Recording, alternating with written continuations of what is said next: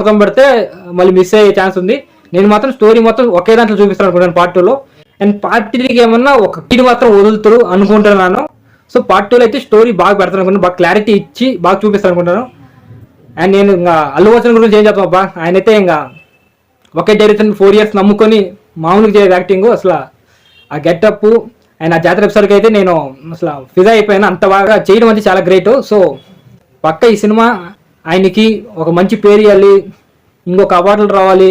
ఎక్కడ ఇంకా బనావట్ శిఖావత్ సార్ది ఫాయిజ్ ఫజాల్ గారి క్యారెక్టర్ అయితే మనకు చూపించిన అంటే వైలెంట్ ఉంటుంది అనమాట, చాలా వైలెంట్గా అండ్ కొంచెం కామెడీ టైప్ కూడా ఉన్నట్టుంది. సో ఈ సినిమాకి ఆయన ఇంకొక రకంగా ప్లస్ అయ్యేటది. సినిమాలు ఎలా పెడతారో చూడాలి. ఆయన అయితే చాలా వైల్డ్ క్యారెక్టర్లో ఉంది, గన్తో కాల్చడం, ఎవరినంటే వాళ్ళు చంపడము. అల్లు అర్జున్ గారికి అంటే పుష్ప గారికి పోటీగా ఫాయిజ్ ఫజాల్ గారు చాలా బాగా సరిపోతారు. మరి పార్ట్ 2లో ఇంకా థియేటర్లో మన సుకుమార్ గారు ఎలా చూపిస్తారో వెయిట్ చేయాలి. అంతా బాగుంది. అండ్